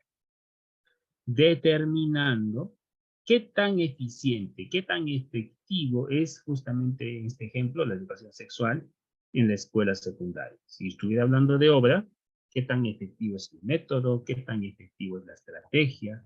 ¿Qué tan efectivo es la capacitación? ¿Qué tan efectiva es la charla? Regresando un poquito a las charlas, a las famosas charlas de seguridad. Seguro que ustedes han visto algunos videos en internet, para poner un ejemplo, de algunas charlas de seguridad donde hay un motivador y hace que todos los obreros pues lo sigan en un baile, una danza, un juego, ¿no? Y eso lo consideran como parte de la charla de seguridad. Eso no es una charla de seguridad, simplemente es tratar de que el trabajador entre relajado a obra, desestresado a obra, porque también hay que tener en cuenta que un obrero no solamente está pensando en obra, tiene familia, tiene hijos, tiene familiares, y ese estrés que está fuera de la obra muchas veces se trae al trabajo.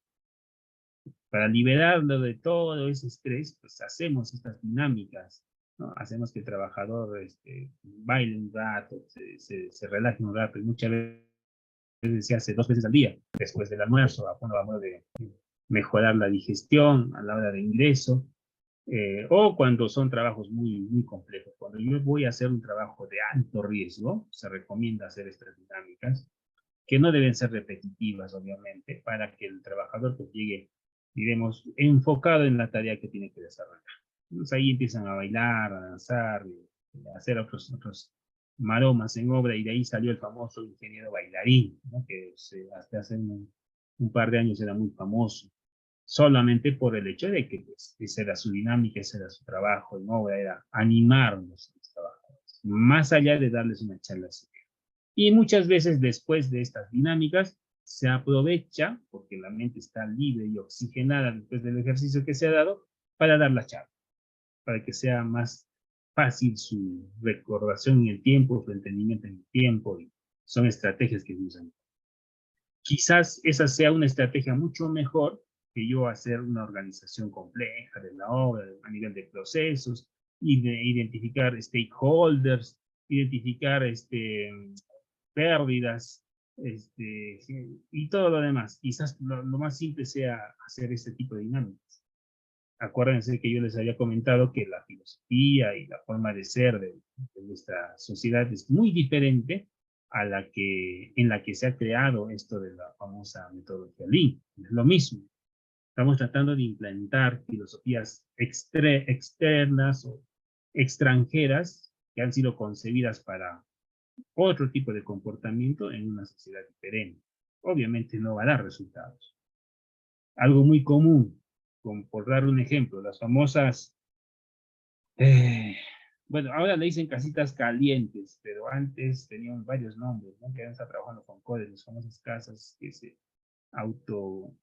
tenían un sistema de autocalefacción por ventilación de aire, han intentado con sistemas de techos luminosos, con sistemas de aislamientos o captación de energía solar, pero la mayoría de esos, especialmente estas viviendas que tienen unos paneles solares laterales de vidrio con elementos de muros negros y hacer una circulación de aire, no son de la región.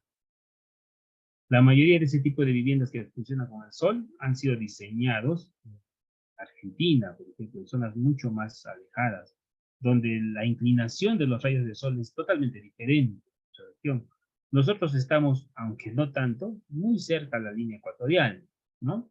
No nos notamos, pero estamos muy cerca al Ecuador. Es por eso que es muy difícil diferenciar entre verano e invierno, al menos en nuestra región. En Puno es difícil identificar eso, ¿no? En la zona de costa y aquí en Arequipa, por ejemplo, sí lo podemos diferenciar de alguna manera. ¿Por qué pasa eso? Uno, por el nivel de altura en el que se encuentra Puno, y otro, porque estamos muy cerca del Ecuador. No se diferencia. Pero de la zona donde trajeron esa tecnología, pues sí, la diferencia es muy marcada. ¿Y qué hicieron? Simplemente copiaron y pegaron esa metodología y la trajeron para acá. Por eso es que no funciona. A veces decimos, voy a hacer una evaluación de casitas calientes y ver por qué no funciona. Una de las primeras variables que había que ver es dónde fue generado esa tecnología, con qué realidad, y si es que lo que están haciendo simplemente es aplicarlo a una realidad diferente. y aplicarlo a una realidad diferente, ¿qué implica? Pues indica que con esa variable de espacio no va a funcionar. Aparte está la otra variable de contexto social, ¿no? Por ejemplo, yo suelo ver estudios donde agarran y traen, he visto incluso estudios de la Pontificia Universidad Católica, en convenios hasta de la UNI, proponer viviendas que soporten climas fríos. Han construido como parte de un proyecto de tesis una vivienda. Y lo curioso de estas viviendas es que han sido concebidas desde la zona en la que está el tesista, o sea, la costa, ¿no? Viviendas de la costa. ¿Cómo te das cuenta de eso? Porque el voladizo de las calaminas o la cobertura de estas viviendas tiene 20 centímetros. Incluso 20, 15, 20 centímetros. Y en la fotografía se ve claramente.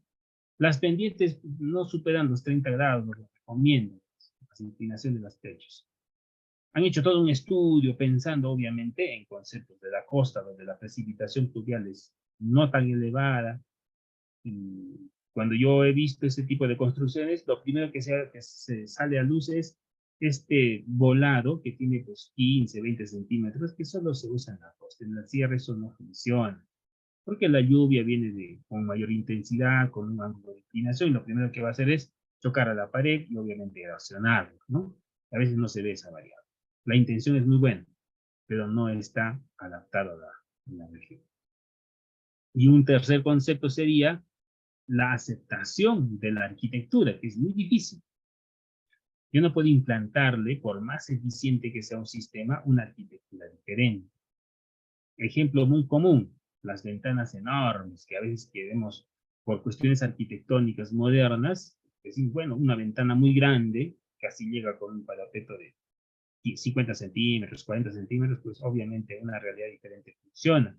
Pero si tú le pones eso a una zona rural, por ejemplo en Cusco, Puno, Ayacucho, no lo van a aceptar, porque su forma de vivir siempre ha sido con ventanas pequeñas. Incluso en la zona sur las ventanas son pues de 50 centímetros, ¿no?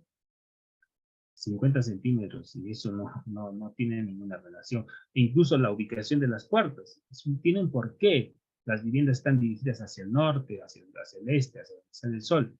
Pero cuando viene un trabajo extranjero, agarra la vivienda y no piensa en la ubicación del sol, la salida del sol.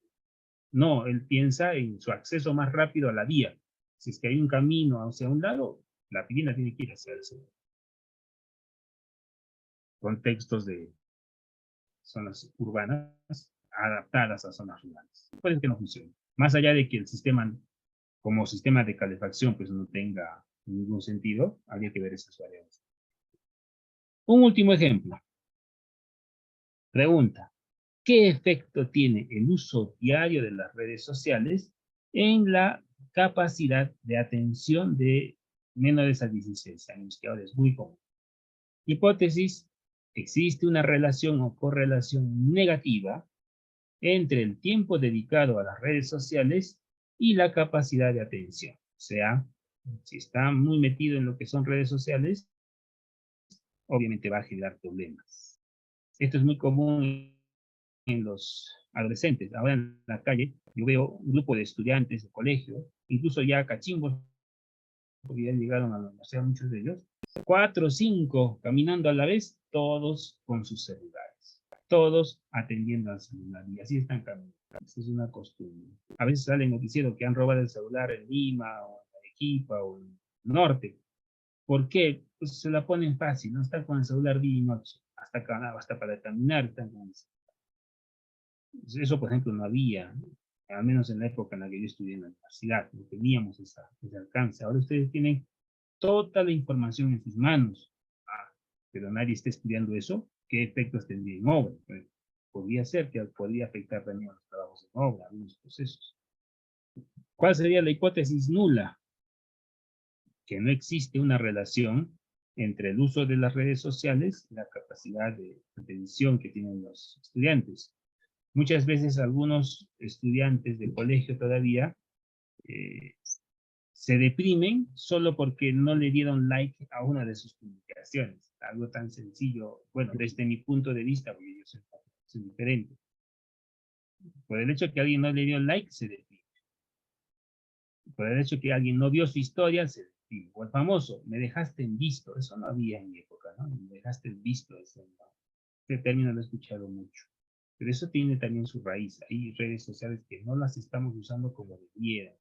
¿Cuál sería el objetivo? Evaluar el uso diario de estas redes sociales y verificar si esto tiene relación con la atención. No le he puesto en el objetivo verificar porque tendría dos verbos, simplemente le he puesto evaluar, ¿no? Pero para que se entienda el concepto hay que verificar que esto sea real. Si yo lo redactara como estoy hablando, este verbo no va. Un objetivo no puede tener dos verbos al mismo tiempo. Veamos la hoja de trabajo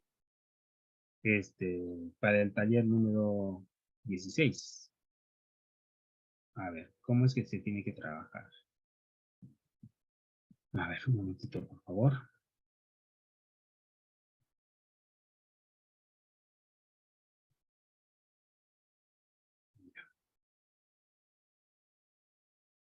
¿Qué tienen que hacer en el taller número 16?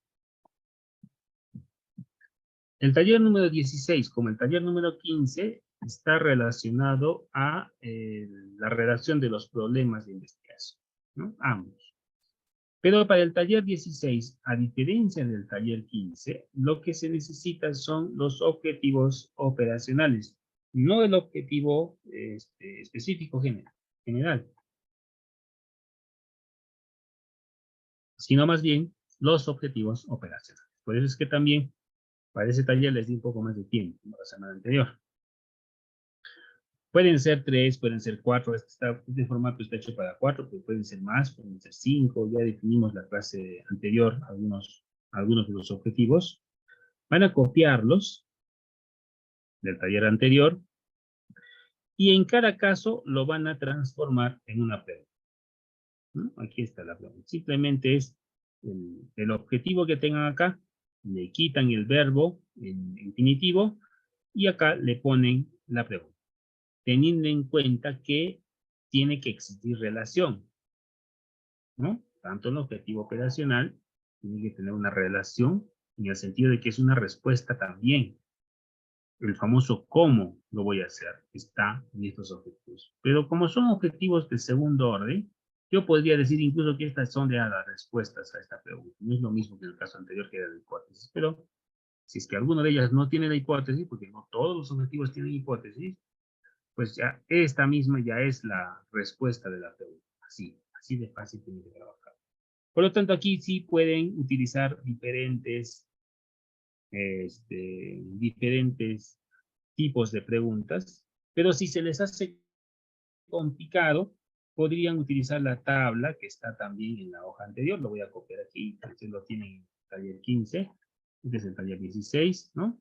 Donde se había recomendado algunas preguntas, algunas, porque en este caso sí pueden ser muchas más variaciones de preguntas en base a los niveles de ingreso. La única consideración, más allá de esta tabla, es que exista coherencia entre la pregunta y el objetivo operacional. Coherencia. Si la pregunta dice algo, esto tiene que responder ese algo. ¿Cómo se hizo? No es tan complicado en el sentido de que nuestros objetivos operacionales ya están definidos, ya están corregidos en realidad. Yo a estas alturas yo considero que es así. Lo único que hay que pensar y repensar nuevamente son qué preguntas podemos poner. Ahora, si hablamos a nivel de preguntas, eh, podríamos trabajar también de esta manera. Un poco para copiarles aquí.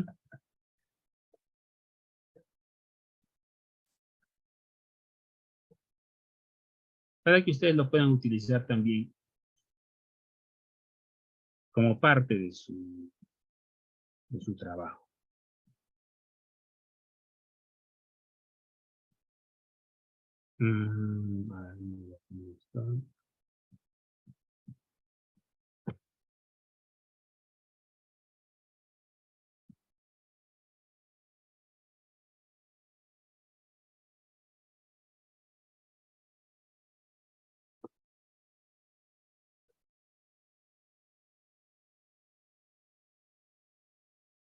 Mientras estoy buscando, hasta este punto, por favor, ¿alguien tiene alguna pregunta, una consulta?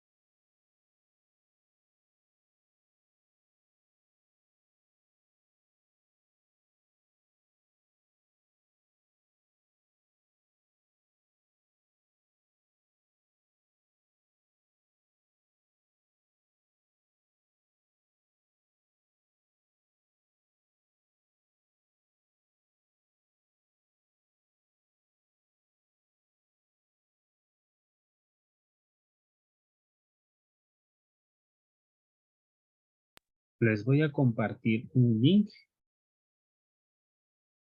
que no lo tengo a la mano, pero lo he encontrado así. Es un link para que ustedes puedan acceder a esta página, que es un complemento al taller de hoy. Voy a compartirles la página. A ver. Está.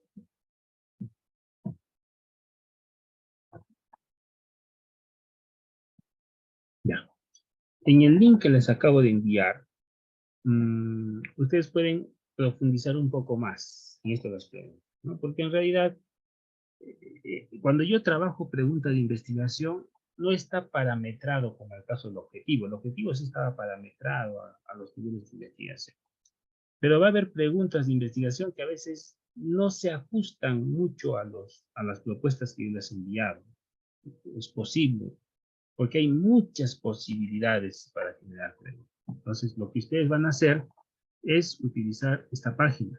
Les estoy mandando el link por el chat. Habla sobre preguntas de investigación y cómo es que se realizan y qué son. Básicamente es eso. Entonces, este es un complemento para que ustedes lo lean.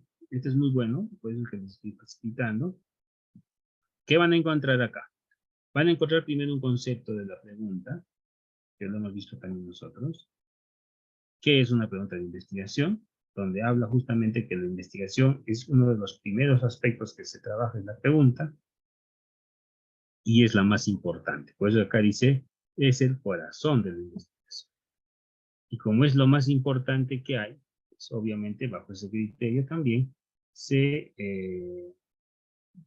tiene su importancia. Y esta importancia hay que tomarla en consideración al momento de redactar.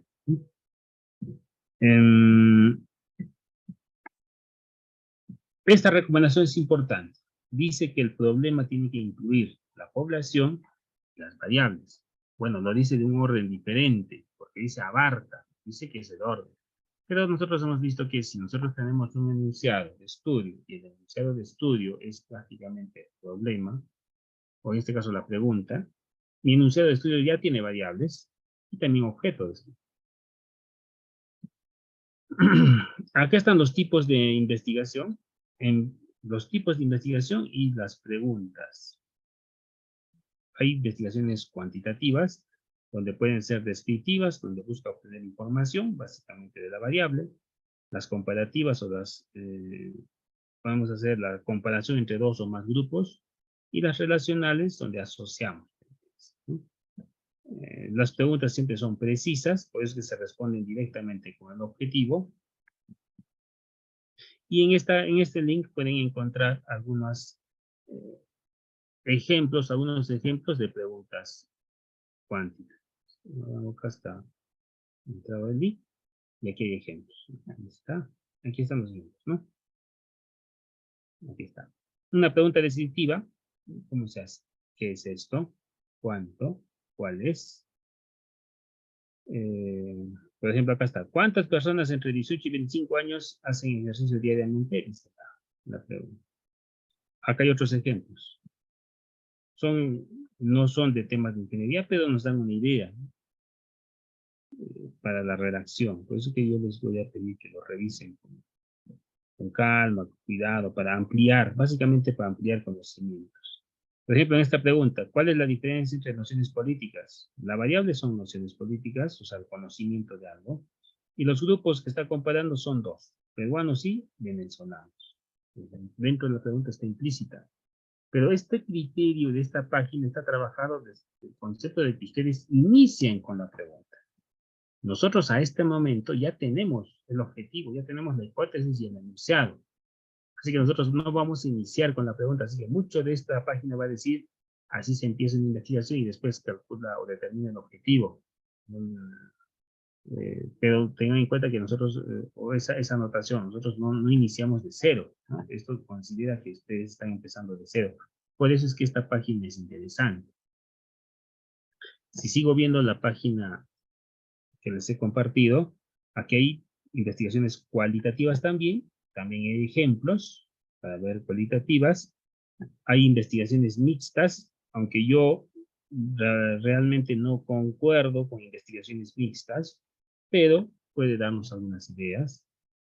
Habla de la importancia de la pregunta. ¿Por qué es importante la pregunta? Porque dice que es la razón principal de la realización y delimita un tema amplio en algo más pequeño. Eso ya hemos visto con el enunciado, lo hemos visto al momento de hacer la operacionalización, lo hemos visto con los objetivos, ya hemos parametrado y hemos cerrado nuestro marco de referencia.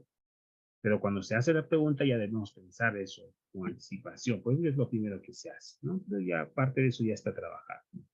¿Cómo se realizan estas preguntas? Esta es una estrategia interesante. En caso de que no le puedan encontrar, por ejemplo, si no encuentran coherencia entre su pregunta y la respuesta, que es la hipótesis, si no encuentran una relación, se les hace complicado, lean este acápite, por eso que les estoy pasando este link. En este acápite van a encontrar, primero, necesitamos un tema amplio, lluvia de ideas. Se dan cuenta que esto es lo que lo hace complejo a veces el trabajo de investigación. A estas alturas ustedes ya tienen las ideas definidas. Posteriormente a eso, se realiza una reseña, o sea, antecedentes. Nosotros ya hemos visto marco teórico, así que ya tenemos antecedentes, ya tenemos teoría, ya tenemos toda esa consideración, así que va a ser más fácil. Tercero, delimitar el tema. Nosotros también hicimos ya la delimitación del tema. ¿Y cómo lo hemos hecho? Pues definiendo en qué nivel de investigación estemos, definiendo la profundidad del trabajo, la línea de investigación y obviamente identificando de estas el verbo que se relacione a este nivel. Eso ya lo hemos trabajado. Cuarto, evaluar la solidez de la pregunta. Esto es importante. Todas las preguntas en realidad generan más preguntas a futuro. Y todas tienen que relacionarse con consideraciones de factibilidad, o sea, que se puede hacer. Dice que significa que la pregunta está dentro de la capacidad, o sea, que ustedes lo puedan lograr. No puedo hacerme preguntas que sean imposibles de solucionar. Tiene que ser interesante debido a la novedad. Esta pregunta de investigación es cuando es solamente para el investigador, por ejemplo, si yo hago cálculo o diseño de un edificio, solamente para el investigador. Y si es teórico, peor todavía. Nadie más se va a beneficiar. Debe ser novedosa en el sentido de que cuando yo agarro un problema real, el problema real existe en la realidad y por lo tanto yo voy a entender el problema, voy a aportar nuevos conocimientos y obviamente tratar de solucionarlo. No lo voy a solucionar definitivamente, pero va a ser un primer intento. Debe tener el concepto de en el sentido de que las preguntas de estudios deben de ser algo que sean aprobados. Esto básicamente en las investigaciones biológicas o con seres humanos. La ventaja que tenemos de esto es que nosotros trabajamos con objetos y al trabajar con objetos, pues desligamos un poquito esto, ¿no? Pero cuando se trabaja con sujetos hay que tener mucho cuidado. Debe ser relevante, relevante implica que dé aportes a la comunidad científica y que otros lo puedan repetir, porque debe ser repetible también, y obviamente que genere interés no solamente de otros investigadores, sino a nivel de la comunidad. Aquí hay algunas recomendaciones para construir preguntas de investigación que sean adecuadas. Hay algunos modelos teóricos de cómo hacer. Por ejemplo, este es el modelo Picot, donde habla primero de la población, cómo es que se va a intervenir, qué cosas se va a medir, cómo se va a comparar, qué resultados se va a obtener y en qué tiempo se va a hacer. Si yo relaciono todos estos elementos, puedo tener mi pregunta. Y acá hay un ejemplo, ¿no? ¿Tienen los hijos de padres con problemas de adicciones un mayor riesgo de sufrir depresión? Bueno, pues revisen la página y van a entender que la pregunta está relacionada a este método. Es un método diferente que yo no estoy trabajando, pero que también a ustedes les puede ayudar a generar una adecuada pregunta, ¿no? O incluso mejorarla. Una vez que ya la generé, yo puedo incluso hacerle una redacción mucho más interesante, pero a veces eso se hace más a nivel de posgrado. Integrado se mantiene tal cual. Acá hay otro ejemplo de Picot, mira, la población, niños, el indicador, padres, el grupo, hijos y padres con problemas, el resultado, voy a identificar un riesgo, y el tiempo entre 5 y 18 años. Y en base a eso hace su pregunta. Este es otro método, el PEO, el método PEO, población, la exposición y el resultado. Es similar al anterior, solo que es más resumido, ¿no? Y aquí están también algunas consideraciones para aplicar este método. Acuérdense que esta página web, y les repito otra vez, está hecho considerando que ustedes están iniciándose en un trabajo de investigación. Ustedes están empezando a identificar una idea de investigación. Yo les voy a pedir que lo lean para reforzar lo que ya tienen, ¿no? Porque muchos de los ejemplos que están acá es como si estuvieran partiendo de algo. Ustedes no están partiendo de algo, ustedes ya tienen la idea. Simplemente tienen que ver si es coherente a estos métodos. Y en conclusión, les da algunas pautas de cómo poder mejorar. Incluso, como les digo, en cada uno de estos hay algunos ejemplos que pueden ir revisando y que, bueno, en realidad, como dije, estos métodos no son míos, así que no los he elaborado yo, pero sí les recomiendo que lo puedan utilizar. Son métodos diferentes para reforzar su idea de investigación, para ver si su idea que ustedes ya plasmaron se relaciona con esto. Qué genial sería que ustedes hagan esto, este ejercicio del pivot especialmente, o el picot, perdón, y tenga relación con lo que están planteando. Les aseguro que el trabajo ya estaría prácticamente asegurado, ¿no? Simplemente es que con un método diferente ustedes están obteniendo un resultado que menciona esta parte. Entonces les doy el link, está en el chat de esta videoconferencia para que ustedes lo puedan revisar. Habla sobre preguntas de investigación. Ese blog tiene varios temas de investigación también interesantes. Si quieren explorar más, les doy libertad para que ustedes puedan seguir profundizándose en el tema. Pero la intención de la sesión del día de hoy es generar dos hojas de trabajo. En primer lugar, identificar el problema específico, y en segundo lugar, identificar los problemas operacionales. En este caso, sí es necesario que exista relación. Si yo tengo 5 objetivos operacionales, debo tener 5 preguntas operacionales. Eso sí es obligatorio. Si yo tengo una pregunta específica, un problema específico, un objetivo específico, tengo que tener una pregunta específica. Toda tesis se recomienda que tenga solo una pregunta. ¿Podría tener 2? Sí puede tener 2. Si es que su objetivo así lo requiere, pueden dividirlo en 2 preguntas específicas o generales. Puede tener. Es muy raro ver una tesis así, pero implica que es más trabajo. Es como si estuvieran trabajando 2 tesis a la vez, pero sí se puede. Y si van a plantear propuestas, esas sería mejor que aparezcan. En realidad una propuesta sería un segundo objetivo, pero sería mejor que aparezca como objetivo operacional para que ustedes puedan reforzar su proyecto y que también pueda ser aprobado, porque tengan en cuenta que hasta el momento no he visto ninguna tesis en la Universidad Nacional allá en Puno que tenga dos objetivos generales. No la he visto todavía. Pese a que eso sí es posible, no la he visto. Entonces, eso implica que por estadística, hasta el momento existen 0 proyectos de esa categoría y quizás los jurados también vean esa consideración. Si ven dos objetivos, podrían confundir el trabajo de investigación y hacer que esta no sea tan relevante y por tanto no ser aprobada.